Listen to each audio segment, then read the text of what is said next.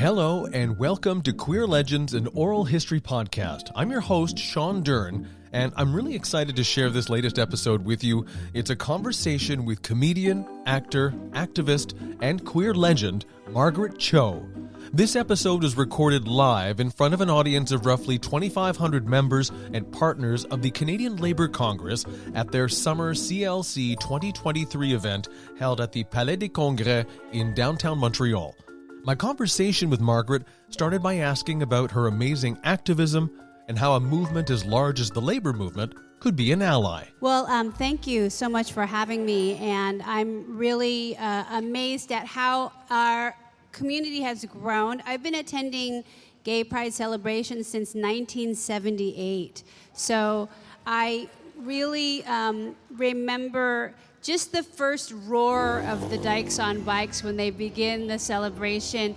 It just brings so much hope and energy and love to what's happening. It's an incredible feeling to see these women on their motorcycles just charging forth into gay pride. And so it's the thing that really sustains me. It's the thing that I look to every year to Pride with a lot of excitement and hope, and also a lot of energy. And we need that energy more than ever, considering what's happening with all of the anti-gay, anti-trans legislation happening in the United States and globally. It's very terrifying as a queer person to feel that. And, you know, we are looking at our lives as being some sort of danger. We're in danger, and it's really, I don't know, the situation is getting worse and worse, so Pride is more important than ever. That's true, and we're coming into Pride season right now, and I wondered if you've got any words for folks here in the audience, for the allies, for those who may not identify as 2S LGBTQ, for those of you who are our friends and who are family members. What do you say to these folks who can be of a great support to all of us? We need you. We need you because we're all in this together. It's not just the queer community. It's everybody is attached to the queer community in some way, whether you know it or not. You really have all of us out there. We're here in the world with you, and we need you as allies. And so it's a fight for what's right. It's a fight for what's the human thing to do. It's the fight to ensure that we survive as a species. We just need everybody's help. You've been a vocal advocate and activist for years on issues like Asian American representation in popular culture, supporting human rights campaigns for LGBTQ youth. I'm just wondering, maybe tell us a little bit about your personal experience in fighting those fights. Well, it's about the intersectionality of it, coming from a place I've been a comedian and an actor for 40 years, which is a long time, and when I started my very first shows that I did, I went to the venue where I was performing, and I didn't have any photographs of myself then to promote the event. So they had put in the window a caricature of a Chinese railroad worker from the 1800s eating rice with chopsticks with the buck teeth and the long queue. It was a racist caricature that was racist 100 years before the event, but they thought that it was okay to use that because they didn't realize that was racist. They just didn't understand that there was racism against Asian people, that they had thought, like, oh, we understand that racism exists, but they all thought it was sort of only a black and white issue. But really, it's so much more. But I had to, in a very shaking voice, as like a 14-year-old, very early comedian trying to say, I don't think you should put that picture in the window, it's racist. And they took it down, but then I just didn't have a photo up. So it's like going into that environment and like enduring that kind of stuff and seeing how now we have many more representations of Asian and Asian American life in movies and television and certainly in stand-up comedy. It's really exciting. So I'm thrilled that we've come so far. but there's still a lot to do, and especially with the intersectionality of queerness, race, feminism, all of this stuff kind of needs to be addressed and dealt with in its own way. You've been called the patron saint of outsiders by a number of folks. I believe you may have even helped coin that phrase. When you've been able to help people speak for themselves, or not speak for themselves, but you've been able to give them a voice. How important is that for you to speak your own truth when you're out there, and how do you help others speak their own truths? Well, it's all we have. All we have is our story, and all we have is our perspective, and to share that is so incredibly important. And I think when you're able to really represent yourself and put your perspective out there, it makes a change in the way that people perceive it, or perceive sort of who you represent as a group. So I think we're all outsiders too.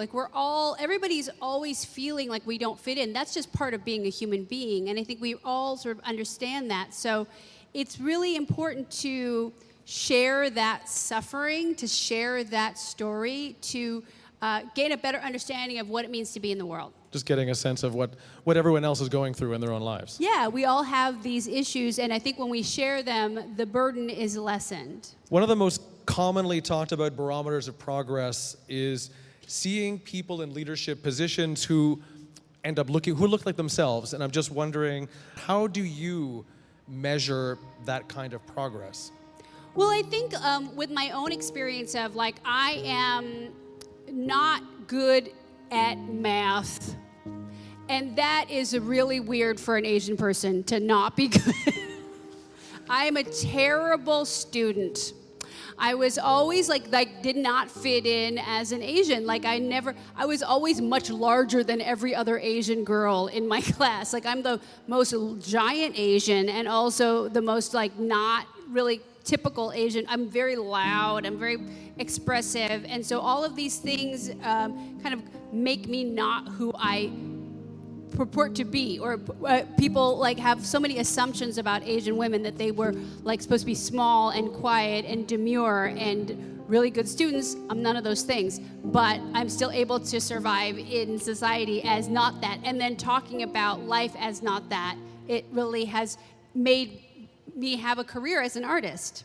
And it's given you a lot of power. Yes, it gives me power because it's no matter what my circumstances are, I still have a right to be here. And that's really, I think, what it's all about. When you can take all the things that make you different and still fight to be included, that is the greatest fight of all. So that's what power is, and that's what unionization is, that was what control is, that is real strength. Are there any other markers in terms of having inclusivity and diversity in positions of power? Is that? I think the main marker right now that I'm so excited about is this idea of pronouns. This is such an important thing to utilize. I love when all of the wonderful delegates today who are sharing their pronouns before they're talking about what they're talking about. This is a great thing, because as I look at it, I'm such a, I look at it such as this amazing thing, because I've never felt quite like a woman, and I've never felt like a man. So I'm in between this idea of what gender is. And when people can say they, I'm so enthusiastic, because finally I have a place at the table. So the idea of inclusion is so important, and when we can talk about it in a way where we're including it in our language, when you have a name, you exist. That's so powerful. So I don't think I would change my pronouns to they, because I'm so old I'll forget. Then I'll be wait, who's they? When are they coming? When? Why? So I just don't want to change anything. But I also think this has made me feel like a stronger person in society, to have the idea of pronouns, who you are, is so And it doesn't take valid. a lot of effort. Yeah, it doesn't take a lot of effort, but it's also it's a signal to others to say, I'm open to change. I'm open to understand you. I'm open to see who you are truly, and that is real power. The key to a better future, sort of segue from that, is always found in communities coming together and building that future together. And this building is something that you are very familiar with in your own activism, in your own time that you give to organizations.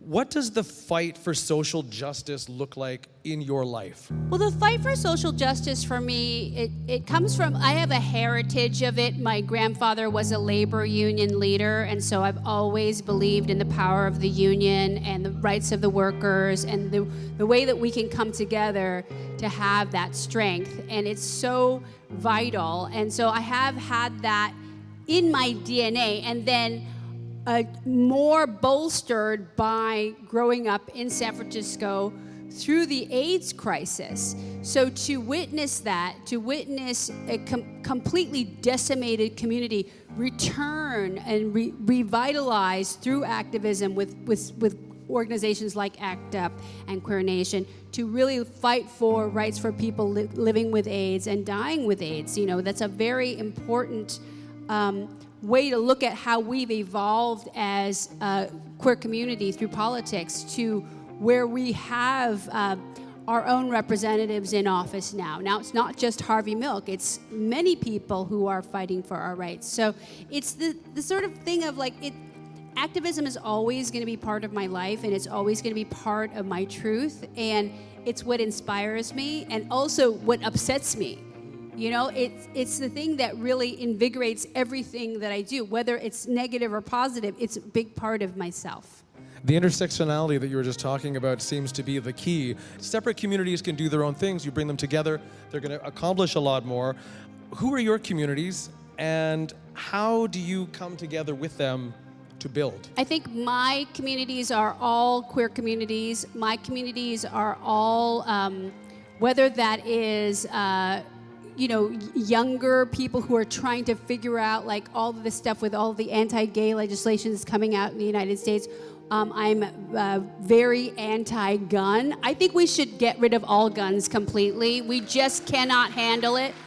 I don't know why we have them at all. There's just no, I'm so embarrassed as an American, and here is like the one place that I feel like safer to walk out on the street. Like I'm so nervous about going out anywhere in the United States because we have multiple mass shootings a day. We cannot handle it as a society, and yet we have these insane people who want to keep giving more guns to people to kill kids. It's really a nightmare. So that's one of my communities. I'm a forever feminist, forever very interested in protecting women's rights and protecting our rights to our own bodies. I'm a progressive. All of these communities I have many different parts in. We've seen progress in recent years, but we've also seen it sputter and sort of like have some problems. There was a surge in racial justice awareness and activism in the wake of the murders of George Floyd and Ahmaud Arbery and Breonna Taylor, but they, like many others, still died, largely because they're black. There's been a rise in violence towards Asian Americans in the US. Here in Canada, we have Indigenous women and girls who continue to face incredible discrimination and danger to their personal safety. And now, as you've mentioned earlier, it's Pride season, and we've got the queer community under increasing threat. What keeps you going when we're facing these sort of setbacks and uncertainty? I think to look to the way that activism is changing things, and the way that the more and more we're aware of these injustices, some that have been happening for decades and decades and decades, that we are able to energize that fight and fight with and for each other. So it's these separate fights that when we unite, we have much more power. We have much more say in what's happening. I think that's the most important thing to realize is that the more awareness that we have about it and the way technology has come up and helped us capture these incidents. Before we only had these things that we could tell each other that happened, but now we have much more documentation, which really keeps that spirit alive. So I think it's still happening. There's still quite egregious racial violence that happens daily everywhere.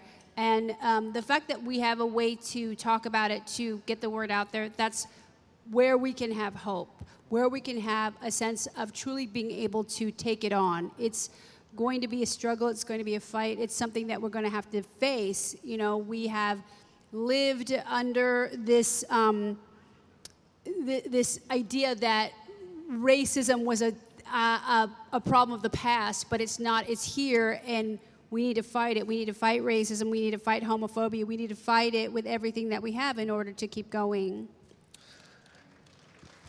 Exactly.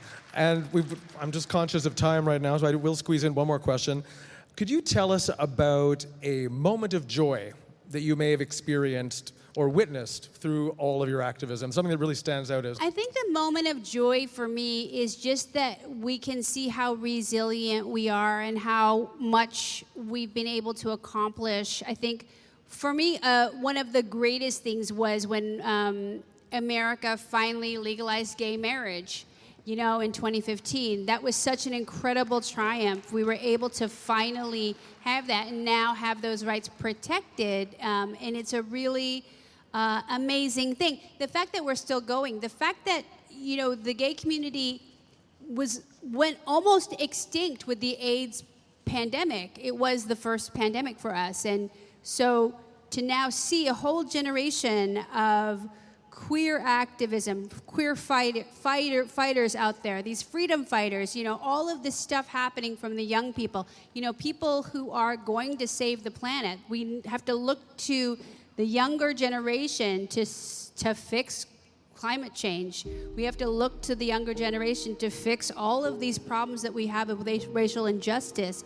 So I think that I'm still alive is like the most joyful thing. Like, I'm so excited to witness it, and I'm so proud to see it all continue. Thank you for listening. Queer Legends, an Oral History podcast is a Secret Agents production. The audio for this episode is courtesy of the Canadian Labour Congress, and special thanks to Meg Shannon, who tracked it down for us. And some very special thank yous to Margaret Cho for agreeing to let us share our conversation with you. Writing, audio editing, and sound design for this episode was done by me, Sean Dern, and the executive producer is Ian Capstick. If you enjoy listening to Queer Legends, do us a favor, tell some friends, and go give us a great rating or a review wherever you go for great storytelling.